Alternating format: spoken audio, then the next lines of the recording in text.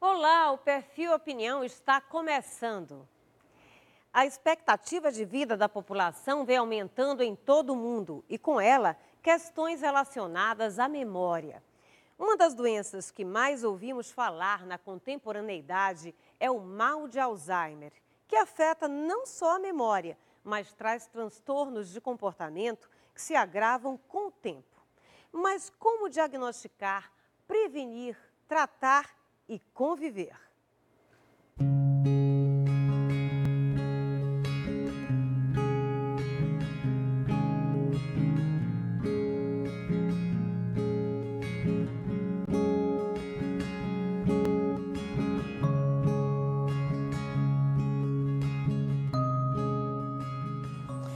Essa casa assim, é de onde?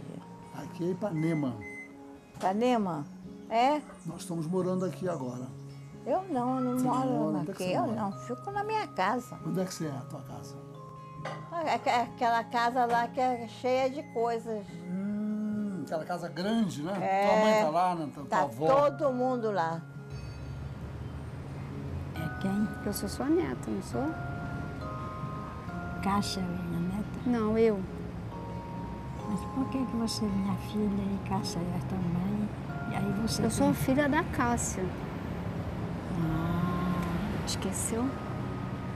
Sou a Simone. Seu Nelson, devagar, tá?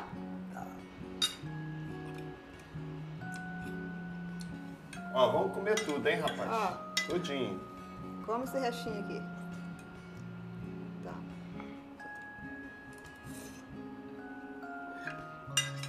Vão no banheiro escovar os dentes? Vão no banheiro escovar os dentes? Bora.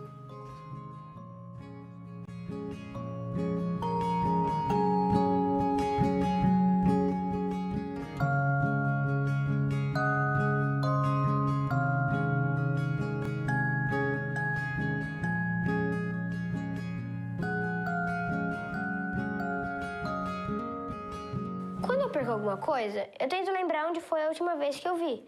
Você lembra onde seu vovô viu a memória dele pela última vez? Foi aí que o vovô viu a memória pela última vez. Meu nome é Mário e eu represento a Internacional Tour Editora. Para onde gostariam de viajar?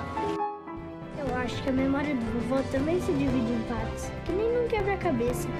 E enquanto uma peça ainda faltar, eu e o vovô continuaremos nessa grande viagem em busca de lembranças, histórias e tesouros.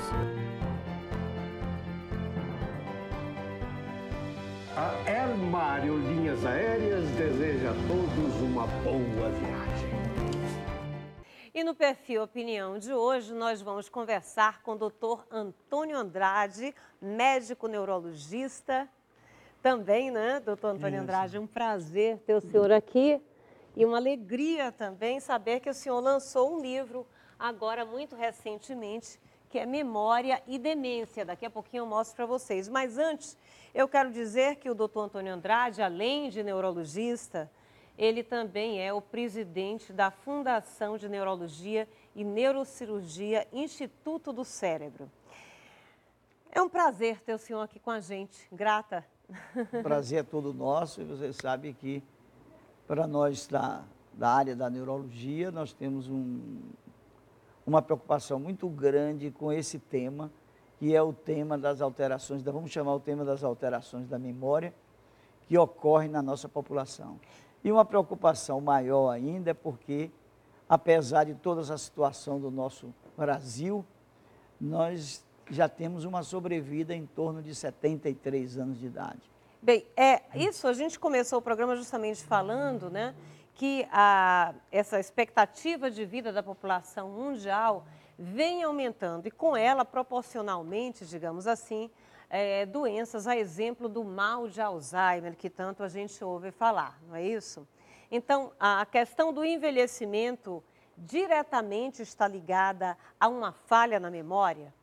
Sim, nós sabemos que o envelhecimento por si só, você vai perdendo, digamos, se nós olharmos a história biológica do ser humano, indivíduos, após os 25 anos, nós vamos perdendo uma quantidade de células nervosas, que são os neurônios. Diariamente, nós vamos perdendo essas. Então, a grande preocupação é isso. E à medida que você vai vivendo, você tem que ter uma condição importante, que é colocar o seu bem-estar, a sua alimentação, a sua convivência, para que essa situação não lhe traga um malefício do futuro. Ou seja, a partir da sexta década, é aí onde mora, digamos assim, o perigo. A partir dos 60 anos de idade costuma piorar. Costuma a coisa complicar. Porque nessa faixa etária, você sabe que o indivíduo que está envelhecendo, ele só não perde a memória, como ele vai perder massa muscular, perder a movimentação, ou seja, uma série de atributos que até então você não percebia isso porque você estava convivendo. Agora, doutor Andrade, muitas pessoas hoje em dia, né, fazem uso de reposição hormonal, modulação hormonal, tudo isso, para evitar muitos das consequências, por exemplo, desta perda natural com o tempo. Em relação à própria memória, existem também algumas outras coisas que se pode fazer? Olha, desde quando você tem uma vida, digamos assim, um certo controle emocional, uma alimentação adequada, não esquecer nunca do exercício físico, que o exercício físico dinamiza todo o organismo, principalmente a memória. Porque quando você está exercitando uma caminhada, ou seja, qualquer tipo de exercício físico, seja desde a dança, da música, ou seja, dos jogos, dos pilates, todo tipo, toda a modalidade de exercício, você está oxigenando o cérebro. E o cérebro, ele tem, você sabe que a sua irrigação cerebral, ele necessita de muito oxigênio para se manter a sua saúde, digamos, a saúde das suas células nervosas, ou seja, da sua miríade cerebral.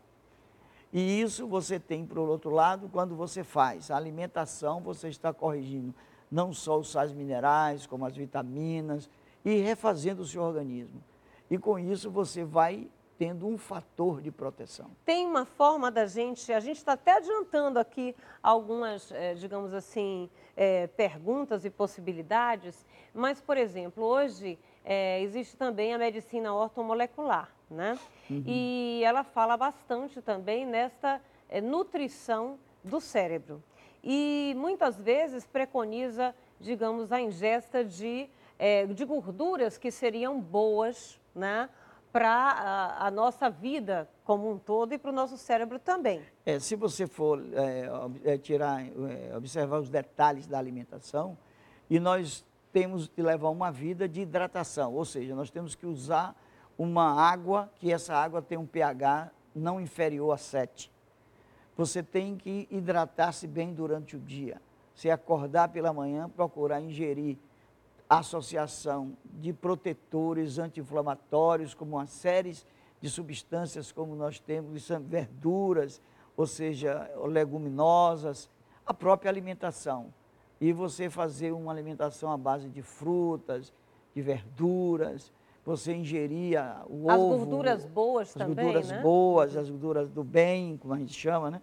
Tudo isso vai fazer com que você tenha uma proteção, aliado a hidratar e exercício.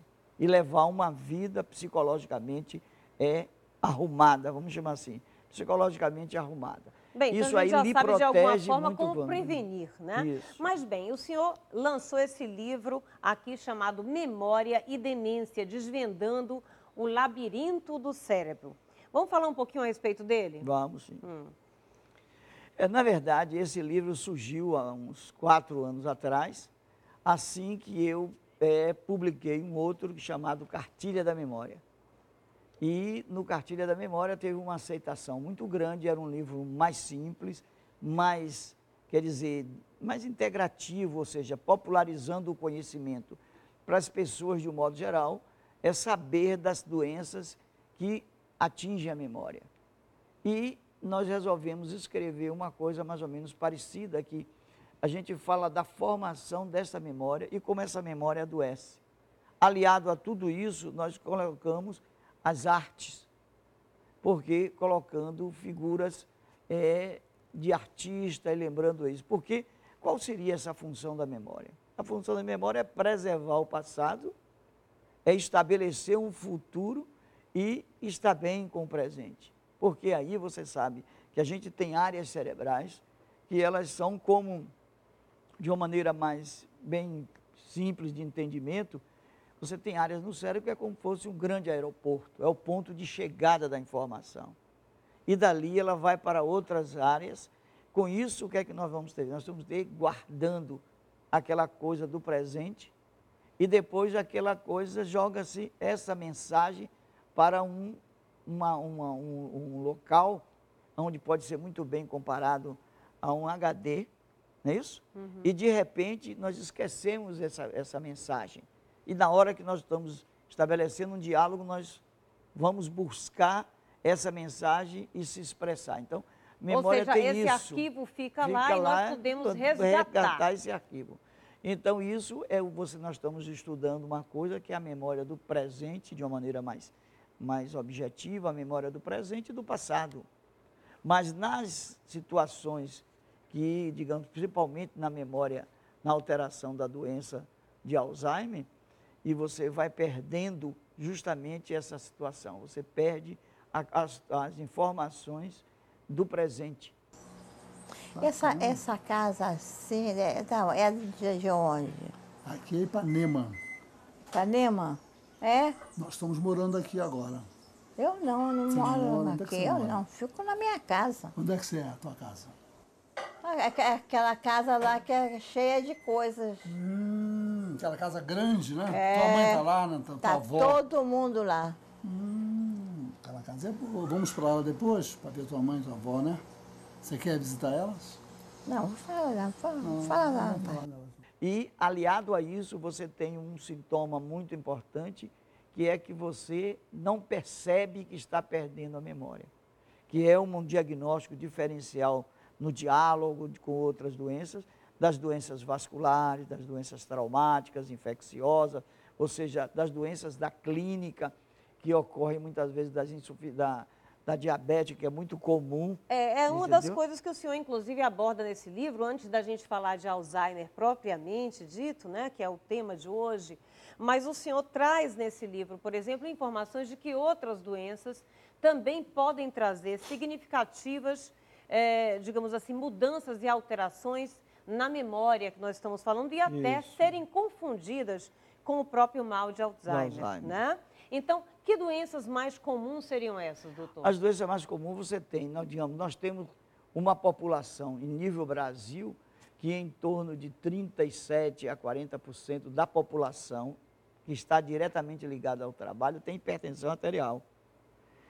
E você, a doença silenciosa. Silenciosa. Né? E você não faz o controle, não faz uma dieta com restrição de sal, com quantidades menores, não pratica o exercício e ela está ali silente, causando alterações, ou seja, microinfartos cerebrais silenciosos.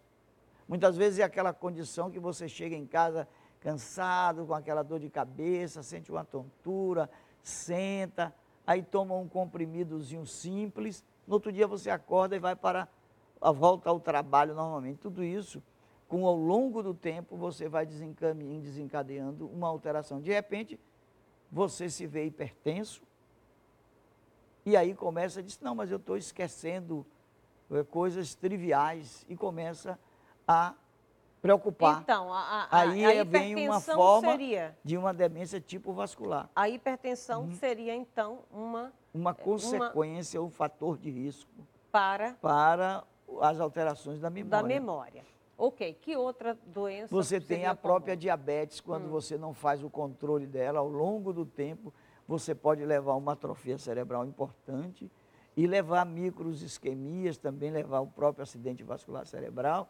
E uma das condições importantes, se nós pegarmos ambulatórios de pacientes diabéticos, vamos observar aqueles que são controlados e não controlados. No período de 3 a 5 anos, você já vai observar uma diminuição na aquisição das formas de memória. Quando você faz uma avaliação utilizando os questionários de memória, isso já tem uma deficiência. E isso é de muita importância. Eu lembro bem a vocês o seguinte, nós temos um trabalho que nós fizemos há uns anos atrás, que levamos para um congresso internacional em Paris, que foi nós pegamos 70 pacientes que estavam aposentados sem fator de risco. Não era hipertenso, não era diabético, não tinha doença. Estava aposentado acima de 65 anos de idade. E para a nossa surpresa, o que é que acontece? 32% dessa população tinha alteração de memória. Bem, nós vamos falar sobre esse assunto assim que a gente voltar do intervalo. Daqui a pouquinho a gente volta.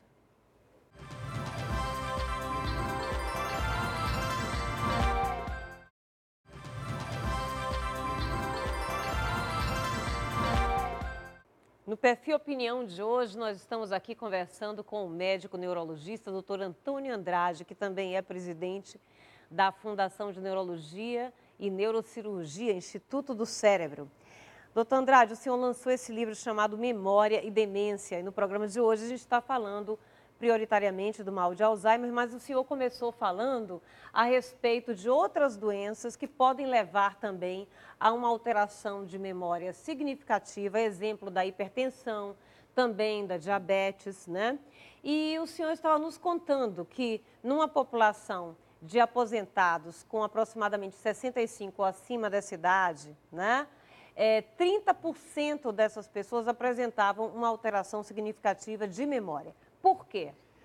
Digamos, você vê o seguinte, as pessoas não tinham, e nós fomos procurar os hábitos alimentares, então as pessoas não tinham uma correção alimentar adequada, não praticavam exercício e, além do mais, elas tinham aquela vida sedentária. A questão da obesidade, entendeu? Do aumento de colesterol era uma grande situação, porque essas pessoas que nós analisamos, elas eram pessoas que eram funcionários públicos, que realmente tinha seu apartamento já pago, tinha sua vida mais ou menos estabilizada. Então, isso foi uma coisa que chamou muito a atenção. Agora, isso não se deve também, doutor Andrade, assim, a falta de estímulo no próprio cérebro? Porque uma pessoa que está trabalhando, ela está sendo constantemente, digamos, convidada a se desafiar no seu trabalho, a aprender novas coisas, a exercer determinadas atividades, né? Alguém que se aposenta e, de alguma forma, entra num esquema como esse, né, de não se exercitar, de ficar mais parado, de levar uma vida repetitiva todos os dias e tal, isso também influencia? Claro, tem grande influência. E você vê a própria perda de memória normal do indivíduo, normal. Você vê acima dos 50 anos. Se você, aos 40, você lia um texto, imediatamente você gravava, mas para você gravar a partir dos 50, você tem que ler 2 vezes com muita atenção, sem barulho, para você ter essa memória acentuada. E se você não pratica, não tem uma boa alimentação, leva uma vida estressada, ou seja, e tiver um desses fatores de risco, a coisa fica mais complicada. Então, a gente tem que, o retorno disso, de obrigação nossa, quando escreve um livro desse, não é para colocar lá, não é para deixar na biblioteca, mas lembrar que aquilo é para ser lido. Para ser lido, consultado e aplicado. Porque isso não está no lugar, porque muitas vezes você vai a um médico, leva uma pessoa, vai a um médico já numa fase onde você tem uma alteração. Diz, minha tia está esquecida, doutor, o que é que eu vou fazer com ela? Se ela tem doença de Alzheimer, vai dizer, eu não. O doente aqui é você, ela nunca se acha doente. Já num doente vascular, não. Ele está um pouco deprimido, ele se deprime com mais facilidade e ele aceita mais fácil uma consulta. O senhor falou, por exemplo, da questão da depressão, dos transtornos de ansiedade, que são tão comuns hoje em dia. Hoje nós temos o seguinte, a depressão, nós temos uma tríade. Antes, quando eu estou esquecido, deu branco, você vai entrevistar esse paciente e vai observar que ele tem que ver a capacidade, o nível de estresse dele, a capacidade de sono, de dormir, e se esse indivíduo está deprimido ou não. Porque esses são os 3 fatores importantes nas pessoas que têm isso. E aliado a tudo isso, hoje em dia você com essa facilidade que tem para não tratar sua ansiedade com fórmulas mais simples, mudar de atividade, ter um exercício. E usar medicação, aí né, passa a usar a medicação e nós sabemos que essas medicações para os estresses, para as ansiedades, elas causam prioritariamente alteração de memória. E essa alteração de memória é chamada alteração reversível quando você retira essa medicação. E o seu médico, que deve ser o neurologista ou psiquiatra, que muitas vezes é quem mais recebe essa população, ele tem que trabalhar nesse sentido e procurar examinar as vitaminas desse doente, dosar isso, os eletrólitos desse doente, a todas as gorduras, ou seja, os hormônios, a tireoide, porque a tireoide também é um fator importante. Quando você observar pacientes jovens ou de meia idade, e pode investigar a tireoide, porque o hipotireoidismo ele caminha junto com a alteração de memória. Quer dizer, você tem mais um dado, a diabetes, a hipertensão, o hipotireoidismo, quer dizer, tudo isso você tem que levar em consideração para essa população. Eu não sinto nada, não sente nada, vírgula. Mas quando você tem o famoso deu branco, você tem que observar. Ok. Então, não dando branco e voltando para o tema principal mesmo do nosso programa hoje, que é o mal de Alzheimer, né? Por que o mal de Alzheimer parece assim, ser difícil de ser, de fato, diagnosticado? Na verdade, a doença de Alzheimer, do ponto de vista clínico, se você for examinado por um neurologista, ela não tem muita dificuldade. Porém, você vai ter a dificuldade maior, você teria a dificuldade maior no passado, porque no presente, hoje, nós temos as probabilidades muito mais, e os exames muito mais acurados. Ou seja, após uma entrevista com o neurologista e exame, em relação usando a bateria de memória, você já tem uma suspeita disso. E o que é que a gente vai ter? Você hoje tem ferramentas de marcadores, como o teste de avaliação de memória, você tem os exames de imagem, como a ressonância dinâmica, os marcadores cerebrais do líquido, que você tem a dosagem de as proteínas, e a proteína tal, a fosfotal, a amiloide, tudo isso hoje é realidade. E você faz isso através do exame de líquido. Então você tem todo, e você vai dizer assim, olha, se esse indivíduo tiver alteração desses marcadores, alteração da estrutura cerebral, a falha da memória primária e esses marcadores alterados, claro, você tem a probabilidade de ter a doença de Alzheimer.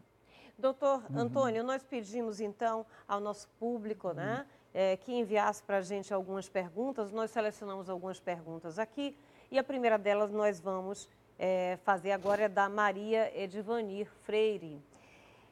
Existe alguma forma de resgatar as memórias perdidas dos pacientes que sofrem de Alzheimer? Sim, nós vemos o seguinte, você não pode, digamos assim, o resgatar é de tornar isso normal. Isso ainda não é a possibilidade. Por que não há possibilidade? Porque o que nós observamos agora com o tratamento mais moderno que ainda está terminando a pesquisa, é você usando uma medicação, ou seja, um tratamento com os monoclonais. O que é que acontece? Essas medicações que já existem em países que estão desenvolvendo, ela controla totalmente esses marcadores que eu falei. Essas proteína tal, fosfotal e o amiloide, ela controla isso do ponto de vista da avaliação do líquido. E volta a melhor da estrutura, dá um tom melhor nas áreas cerebrais, quando a gente faz o estudo de ressonância dinâmica. Porém, a memória tem pouca resposta. Esse é o grande...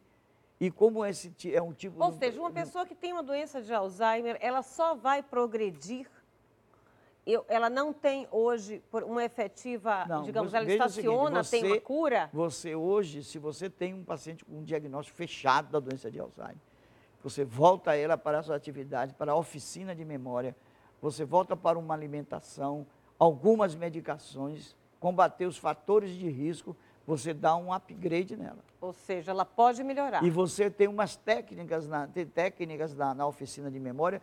Ora, se a memória que está mais acometida é a memória presente, recente, você reforça o passado. Eu tenho um exemplo muito simples disso. Nós temos uma colega que desenvolveu uma doença de Alzheimer, um diagnóstico fechado de doença de Alzheimer, e ela se deprimia, porque ela não saía mais, etc. Tal. No dia que eu cheguei para examinar, eu perguntei a ela, você se formou em que ano? Não perguntei nem o nome. Ela disse, me formei no ano de tal e tal.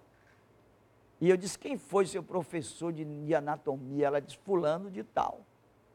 E a filha que estava e o filho, a filha médica e o filho engenheiro, começaram a chorar e disse, minha mãe melhorou, assim foi que houve. Não melhorou. Depois fui explicar a eles que aquilo ali eu estava utilizando uma linguagem do passado. E perguntei a especialidade dela, ela disse, eu sou especialista nisso, nisso e nisso, formado tal época, fiz o concurso na Associação Brasileira. Estimulando a memória que ela do mantém. Passado. E é isso eu conversei com o pessoal da fono, da físio, ou seja, a equipe multidisciplinar. E essa paciente ficou muito mais, saiu daquela tristeza dela, daquela apatia, daquela coisa dela. Ou seja, quando eu coloquei na vitrola, que ela ainda tinha uma música dos anos 30, nos sonhos da vida, comecei a tocar, ela começou a cantar e pegou a vassoura e começou a dançar. Então você vê o que é, você utilizou técnicas que o indivíduo pode, de repente, se integrar.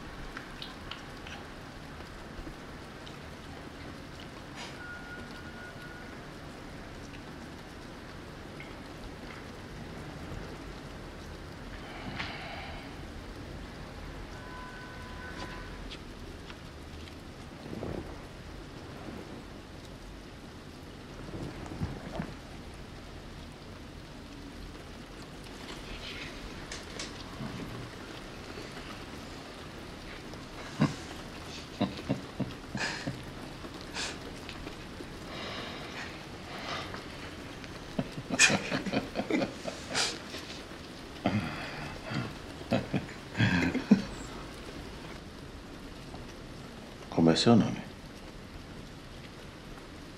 João, seu neto. Filho de Luciana. Ah.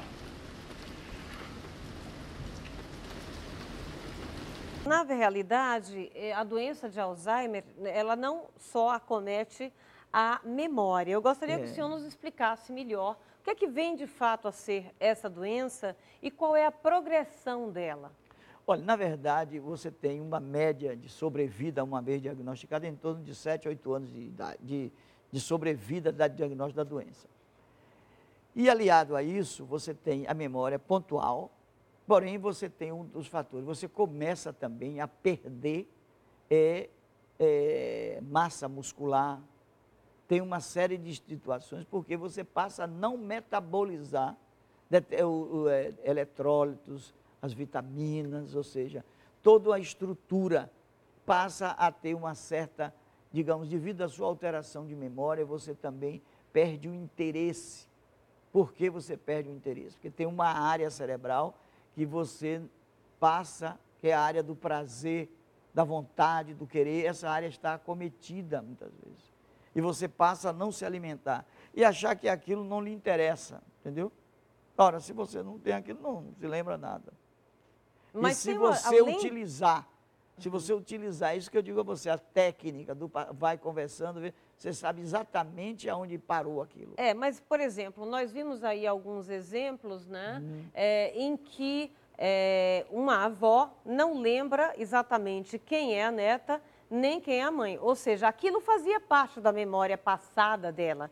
Mas naquele momento ali, nem disso ela consegue se lembrar. Quem é a neta, quem é a filha, por exemplo, né? Isso já é um estágio mais avançado. Você tem uns estágios mais intermediários, mais graves. Porque aí o que é que acontece? Você, quando apresenta uma pessoa que foi você passa a perder aquela coisa. Na hora que você começa, sempre eu começo conversando do passado, deve-se começar.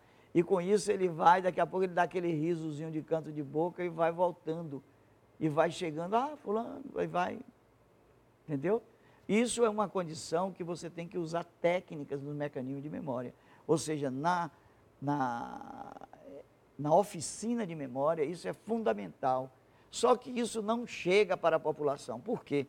Porque o paciente que tem doença de Alzheimer, ele se irrita muito, ele passa a ter um grau de alteração do comportamento, passa né? a ter uma alteração, um certo grau de irritabilidade, pode ter uma certa confusão mental e não é entendido pelos familiares. Então, quando a primeira pessoa que ele agride, que ele passa a agredir, é a esposa e os cuidadores que estão Justamente a família. E aí fica bem difícil para a família. Nós temos uma pergunta que se refere a isso também, da Jéssica Moreira, né, aqui de Salvador mesmo. Ela pergunta como é que nós podemos reorganizar a estrutura e a dinâmica familiar de alguém que tem Alzheimer. Você tem que, primeira coisa é o seguinte, você vai juntar as peças do dadinho. Como é que você faz isso? Você sabe que quando você tem um doente com uma expressão, tem uma expressão psiquiátrica que ajuda muito a você ter entender. Todo doente mental é um bode expiatório de uma família doente. Então, esse bode expiatório da família doente é que você tem que chegar alguém de fora para trabalhar essa família. Ou Como seja, é a que você vai família trabalhar? é um sistema, É né? um sistema. E uma pessoa doente é apenas um elo desta corrente. Eu me lembro bem, um grande jornalista daqui de Salvador, logo que eu cheguei aqui, isso tem uns 20 anos atrás, cheguei na sala da mesa dele, da casa dele, ele comendo banana, normalmente um homem daquele, e terminou de comer a casca, ele jogou pela janela. E a esposa toda preocupada, fulano, disse, minha filha, tem gente lá embaixo para limpar. Você via que ele não perdia a pose. E aí um dado interessante é que a filha já não... Quando eu chamei a filha, botei a mãe, mostrei tudo, fui mostrando. Aí elas se emocionaram, aquela coisa toda, e depois o tratamento foi melhor. Tanto melhor que de uma visita a outra, logo 15 dias depois, ele fez, elas agora estão com mais cuidado comigo. Quando eu falo com elas, elas me ouvem ou me olham. Antigamente elas desviavam. Quer dizer, você pensa que o doente não sabe, mas num relâmpago de lucidez dentro da sua doença, ele percebe. E aí que muitas vezes vem a depressão nesses pacientes. Nesses pacientes e muitas vezes, na própria família. Né? Como então a gente tem que ter esses cuidados. Procurar olhar as pessoas com outros olhares. Digamos, uma cara feia, ou seja, um xingamento, não é motivo. Você tem que parar, olhar, se despir e tiver a vontade de como você só pode ajudar uma pessoa se você está disposto a ajudar. Então, não é que seja o filho, ou a esposa, ou o cuidador. E uma pessoa totalmente aleatória, bondosa, essas pessoas são muito bondosas, elas se dão bem nessa relação. Porque elas ficam próximo daquilo. E ela tem um manuseio. É muito interessante, isso é um dado seguro para a grande população de um modo geral, quando eles levam um paciente com provável doença de Alzheimer, ele entra, ele olha na porta do consultório médico e diz logo, eu não estou doente não, eu vim trazer ela aqui, doutor, ela que está interessada. Deve ser ela que vai se consultar, né? Aí eu digo, não, meu querido, entre e tal. Quando ele senta, ele disse, fale, minha filha, você que está doente, eu não tenho nada. Então, esse é um jargão de uma consulta, de uma relação, que a família deve estar ligada, entendeu? Ou seja, me parece que a família passa, de alguma forma, a sofrer muito mais por assistir alguém que já não se lembra ou que se comporta de uma forma diferente da que se comportava anteriormente, mas o próprio paciente, ele não sofre pela consciência da doença. Não, ele não tem consciência. Por isso que em um dos grandes dos trabalhos que são descritos, tem uma dissertação de um colega nosso, que ele chama a doença sem alma. Porque ela não tem, ela olha para você, dá aquele riso, muitas vezes aquele riso sem situação coloquial, e aí você sabe que aquilo ali não tem nenhuma expressão de afetividade. Doutor, a gente tem aqui mais uma pergunta que veio de Bristol, na Inglaterra, Juliana Callahan. Ela pergunta se existe algum alimento específico que ajude na regressão da demência e que ela teria lido que tem uma paciente que, através do uso, com certeza, assim, aumentado, né, do mirtilo e das nozes, pôde fazer regredir a doença. Isso é possível? Olha, talvez não regrida a doença totalmente, mas a gente tem na medicina, de um modo geral, é uma coisa importante. As nozes, as frutas de um modo geral. Frutos secos, Frutos oleaginosos. secos, oleaginosos, o óleo de oliva, tudo isso tem auxílio na você desempenhar determinadas funções da atividade cerebral. E se nós formos olhar o seguinte, uma das medicações atualmente mais estudada é da beterraba, da casca da beterraba, que são coisas ligadas a isso. Todo mundo sabe, a grande aspirina é de onde? Do sabugueiro. Entendeu? Então, não é nenhum mistério, nada disso. Você sabe que uma vez você tendo o hábito, cultuando o hábito de comer castanhas, nozes novamente, você está se protegendo. Você está melhorando todas as suas gorduras cerebrais. E lembrar um dado importante, que o cérebro é uma fonte de ésteres, de gorduras de um modo geral. Por isso que as bactérias, os vírus adoram o cérebro, entendeu? Na hora que eles se acestam lá, ele cria um abscesso, cria uma série de problemas. E por quê? Porque lá tem alimentação boa, entendeu? É um terreno fértil. Então, essa eu chamo de modo geral, um dado interessante é que essa víscera cerebral, ela tem uma dimensão para o ser humano de uma grande importância, que o próprio homem atual ainda, ele percebe que tem, mas não temos a condição ainda de chegar lá dentro para resolver esses problemas. Agora, eu acho que os estudos modernos, eles apontam para uma dinâmica muito importante. Bem, essa dinâmica importante e possíveis soluções e tratamento a gente vai ficar conhecendo no próximo bloco.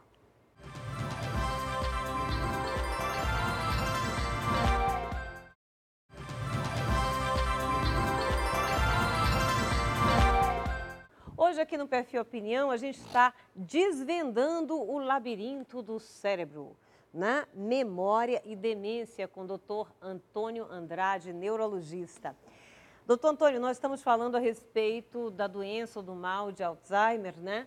E o senhor começava a falar a respeito de como o estresse é danoso para o cérebro, né? Mesmo porque faz aumentar o cortisol, que é um hormônio que parece que é meio vilão aí para a gente, né? Na verdade, você tem o seguinte, quando você está diante de um estresse, de um modo geral, o que é que acontece? Você faz uma liberação de uma série de substâncias e leva um mal maior, um processo inflamatório cerebral, sabia? E isso vai fazer com que todas as substâncias chamadas neurotransmissores, cada uma dessas, aquela coisa quando você é agredida e você toma aquele susto, há um estreitamento do cérebro, das funções cerebrais, e você age automaticamente agredindo o seu parceiro, a vítima no qual você pode agredir. Então, tudo isso são atos ligados. Você vê o mundo hoje em dia, esse mundo dessa violência barra pesada aí que tem. Então, você hoje tem violência de todo tipo, né? Desde a parte física até na mídia. Na mídia, de um modo geral, nós saímos agora de uma eleição e você viu a situação, família se destroçando por causa de candidato, imagine.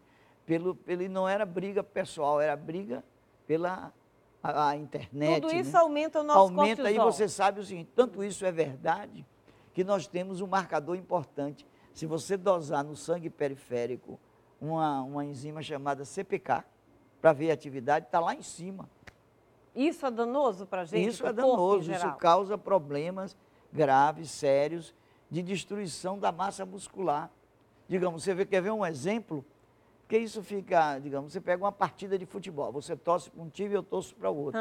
E bota o outro que não torce para lugar nenhum. Para ele estar ali só para passar o tempo.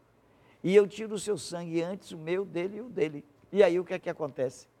No fim do jogo, eu vou observar as dosagens. Aquele que perdeu o jogo é que está lá mais em cima, que aumenta essa enzima.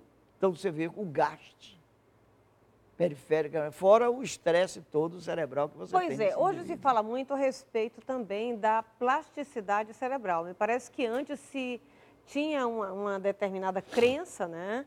Que o cérebro não era capaz de regenerar determinadas partes ou neurônios, etc. Essa situação mudou?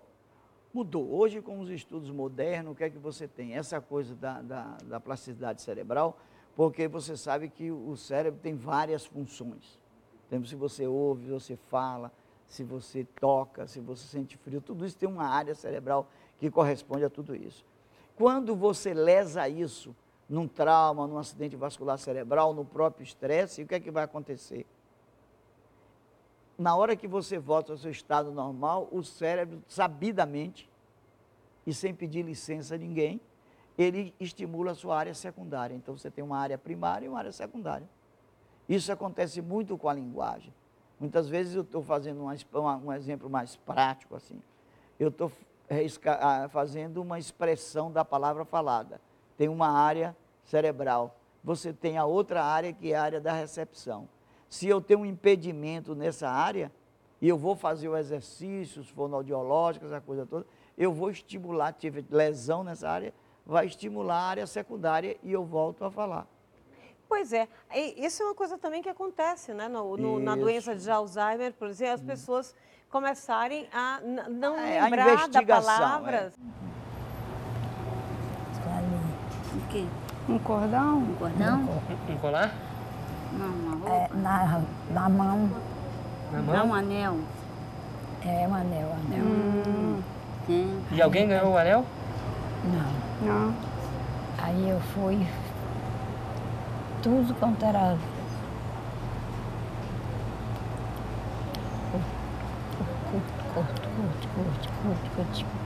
cuti-cuti. O que é cuti-cuti? Tudo quanto era cuti-cuti? O que é isso?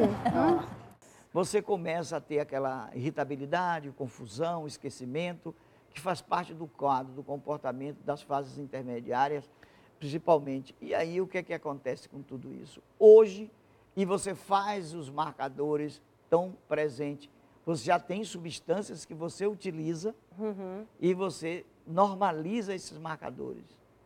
Você normalizando isso, e você melhora a função da confusão mental. Porém, a memória ainda não está nessa conclusão. Então, nós estamos dando passos. E para a ciência, de modo geral, são passos largos. Então, nós temos que nos protegermos contra esse mundo de violência e viver, porque nós vamos viver muito. Eu acho que a progressão, se hoje você tem 73 anos, que é a média, daqui a uns 10 anos, acho que nós estamos chegando aos 80, 85 Pois é, anos e é de incrível idade. que tem pessoas que chegam aos 92, 93 anos de idade ou até mais. Lúcido, tem vários pacientes. Completamente lúcido. Lúcido, né? orientado, são pessoas desprovidas dessa ganância, dessa irritabilidade, essa coisa de você ficar criando o mal, essa população que você muitas vezes está aí, se você der escola a essa turma e mostrar tudo isso, porque o fator educacional é fundamental. Existe um trabalho, que é um trabalho feito a partir de 86 para cá, que é o trabalho das freiras, as chamadas freiras de Notre Dame, que é que hoje é uma universidade americana, que lá tem 673 freiras estudando, elas são dedicadas só ao ensino, a ensinar. Como elas têm os mesmos hábitos, elas não procriam, elas não usam hormônio, elas não usam nada disso. E mostrou um dado, uma coisa muito belíssima, que a medicina hoje se serve dessas pesquisas. Mostrou que muitas vezes o paciente que desenvolvia clinicamente o quadro de Alzheimer, no estudo da patologia desses pacientes, não tinha doença Não de apresenta. Alzheimer. Doutor, E o vice-versa aconteceria. A gente Então, sabe, por exemplo, que no seu livro, Memória e Demência, o senhor utiliza, por exemplo, a arte, as cores, mandalas, o estímulo da música, de tudo isso, né? De alguma forma, para que, de alguma forma, se resgate ou estimule a memória também. Vamos ver, então, rapidamente um vídeo sobre isso com pacientes de Alzheimer. As pesquisas têm mostrado isso, que o trabalho com a música ativa a memória e mantém uma comunicação com o mundo atual. Porque ele fica muito no mundo dele, né? Tem alucinações, fica lá esquecido. Aí quando você começa a cantar, essas memórias que vêm, que são as reminiscências, o life review, isso que aparece, vai fazendo com que ele se sinta no momento atual, vai ter um significado novo, por isso a gente chama de ressignificação. samba. Então, como é que vocês podem usar a música com os pacientes? Como uma recreação, como uma atividade de lazer e uma facilitação do trabalho de vocês. Usem a música de forma gratificante. Procurem as melodias do paciente e aí vocês vão ver que o trabalho de vocês também fica muito menos pesado, fica mais leve. Alfatem misra kadima. Pois é, que beleza, né? Isso. Conseguir realmente, através da música, gente, principalmente quando essa música marca algum momento de grande emoção na nossa vida, né, doutor? Eu acho que você, quando indivíduo, eu sempre pergunto aos pacientes, você conheceu o seu marido quando? Ele, doutor, pacientes com distúrbio de memória, diz, eu conheci ele no ônibus, eu conheci ele assim. Lembra? Lembra, eu conheci ele na escola. Eu disse, qual foi a música do casamento da senhora? Ela informa tranquilamente. São gratificações que o indivíduo leva para a sua vida, né? Todo mundo quer ter um ponto de importância no seu viver. Então, eu acho que tudo isso faz parte dessa situação. Eu acho que dentro de pouco tempo, nós vamos resolver uma série de doenças. Nós já estamos resolvendo uma série de doenças com alteração de memória. Resta apenas a gente melhorar essa função de país, o país, ou seja, o governo entrar numa ação segura de educação.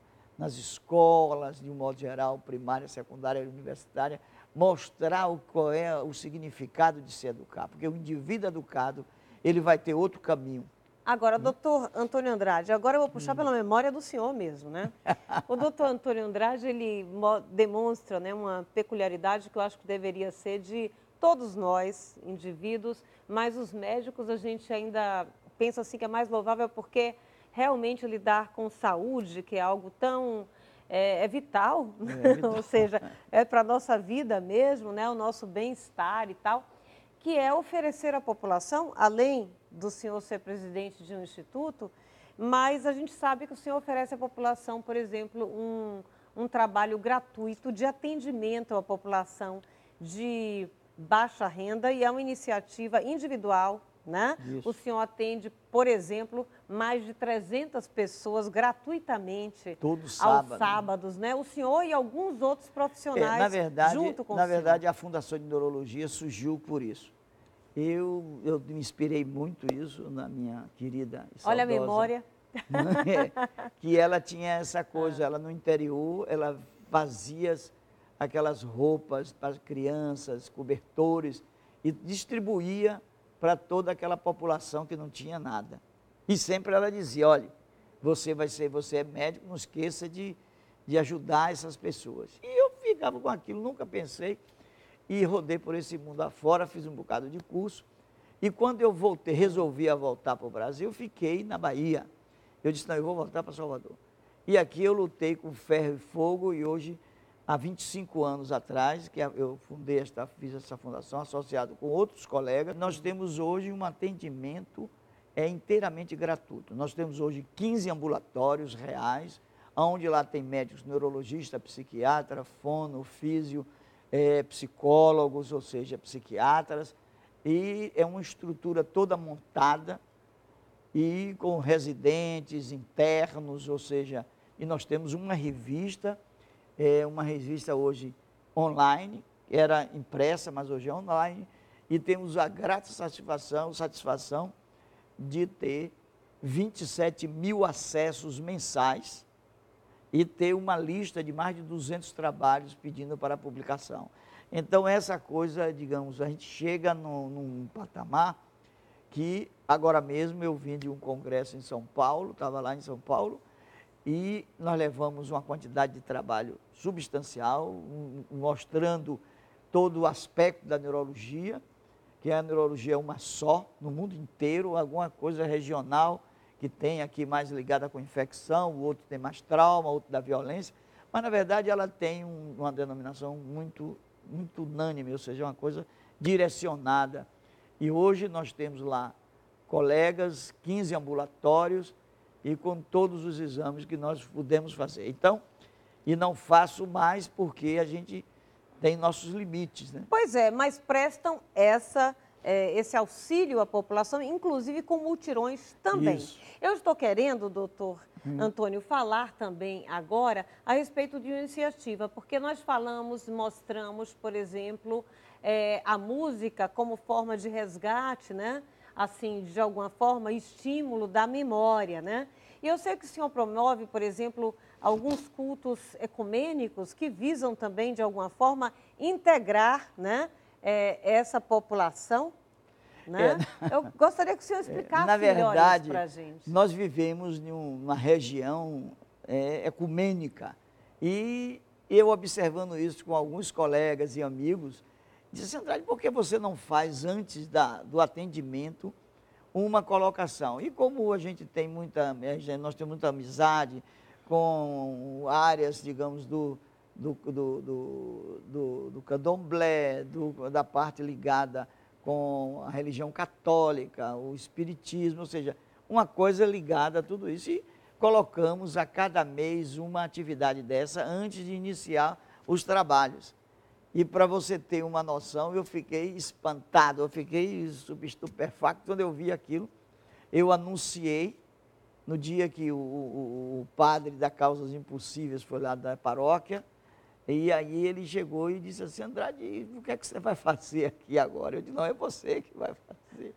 Celebrar uma missa e o povo de todas as religiões, depois nós deixamos espaço para depoimento, aí apareceu de 4 religiões dando depoimento, falando aquilo, e a gente achou aquilo, quer dizer, todo mundo congregou uma grande satisfação. Maravilha, e né? Continuamos a fazer isso que já é uma prática, e a coisa foi se reestruturando da vontade deles, e aí eles ficam sentados. Agora, tem um assunto que eu não posso deixar também de abordar aqui, que é, por exemplo, a gente falou de tratamento, né? Falou desse estímulo, mas, por exemplo, do uso do óleo da cannabis para tratamento de algumas doenças, inclusive do Alzheimer também? Na verdade, é uma medicação que já se vem usando, a gente vem usando principalmente há mais de 5 anos, eu uso, mas em alguns pacientes mais ligados com a epilepsia, com a doença de Parkinson, com a esclerose múltipla, e de repente tomou corpo e foi se tornando mais fácil adquirir o óleo da cannabis. E hoje já é um uso estabelecido, liberado pelo órgão regulador do Brasil, que é a Anvisa, e agora nós estamos, a cada estado tem um estímulo para a produção do seu laboratório indoor, que esse é o passo que nós estamos tendo daqui para frente. Eu acho que aí terá um apoio, principalmente nos pacientes com alteração, quer dizer, com confusão mental, com irritabilidade, o óleo funciona muito bem. E quando você retira desses pacientes a irritabilidade, eles passam a melhorar um pouco a atenção, e você vê que existe um pouco da relação à memória. E um dado importante, não é essa coisa de perdeu, está perdida, não. Esses pacientes têm momentos de lucidez, viu? De integração, eles procuram o espaço onde está. Tanto isso é verdade, tem uma prática.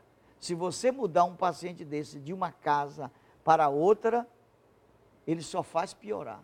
Se você retorna, ele volta ao espaço normal. Por isso que aqueles filhos, não, morar em minha casa é melhor, porque eu tenho piscina, não interessa aquele negócio, não. Porque você tem que ficar na casa, onde você, de olho fechado, vai buscar seu fósforo, vai buscar o seu cigarro, vai buscar o seu café e fazer toda a sua engrenagem da vida diária, que é isso que faz o indivíduo Então, nós podemos ter voltar. esperança que a medicina continua buscando Sim, eu mais acho que tratamento sim. ainda Eu acho para que- esse mal. Eu sempre acho que a vida é muito curta, mas essa vida a gente tem que buscar uma forma de se prolongar. Se prolongar porque, na verdade, a gente tem que tá vindo uma enxurrada de pesquisa. Tem coisas que a gente, muitas vezes, é porque isso não chega para a grande população. Fica no ambiente, porque o ambiente médico é muito formal. E quando a gente faz um trabalho desse, e outros trabalhos é outro livro que eu estou querendo lançar, um agora todo ano, sobre dos artigos de jornais, de modo geral, a turma disse, mas Andrade, o que é que o povo vai entender isso? Eu digo, isso não é para o povo, isso é para as pessoas interessadas. Então, na verdade, a gente tem que ter acreditação. E hoje nós tínhamos doenças que eram totalmente, como é que se diz, impossível. E hoje nós estamos seguindo passos. Hoje, um aneurisma cerebral já não amedronta tanto mais. Agora, para encerrar esse programa, eu quero saber o seguinte. Qual é a memória mais cara, querida, que o senhor tem na sua vida? Memória mais querida minha é a lembrança de minha mãe. Doutor Antônio Andrade, grata por essa entrevista e muito sucesso com o lançamento, né, de Memória e Demência. A gente está encerrando, então, mais um Perfil Opinião. A gente volta semana que vem, se Deus quiser. Um beijão e até lá.